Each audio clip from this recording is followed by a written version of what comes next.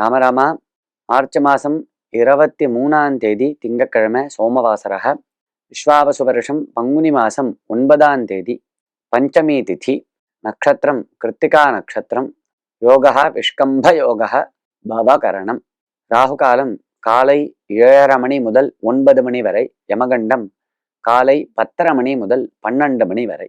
பாவத்தை போக்க பிராயச்சித்தம் செய்வது எந்த அளவிற்கு பலனை தரும்?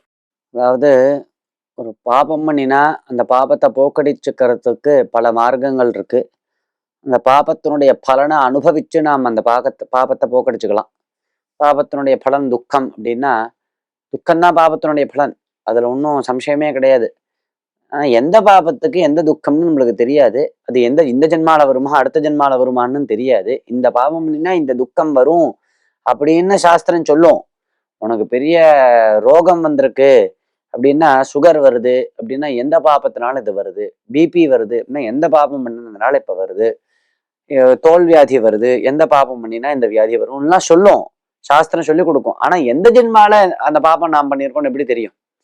இந்த ஜென்மால பாபம் பண்ணது இந்த ஜென்மாலே அனுபவிக்கணுங்கிறது நிர்பந்தம் கிடையாது. இப்ப எத்தனையோ ஜென்மால நாம் பாபம் பண்ண பலனை இந்த ஜென்மால அனுபவிப்போம், இல்ல இந்த ஜென்மால பண்ண பாபத்தினுடைய பலனை இந்த ஜென்மால அனுபவிக்கலாம், சொல்ல முடியாது. அது இதமித்தம்னா அது பகவானுடைய சங்கல்பம், பகவத் சங்கல்பம். அது பாபத்தை போக்கடிச்சுக்கிறதுக்கு இன்னொரு வழியும் இருக்கு, அதுதான் பிராயஷ்சித்தங்கள்.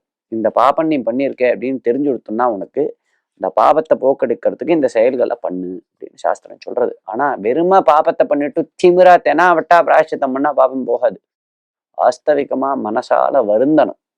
பஷ்டாத்தாபம்னு பேர் அதுக்கு.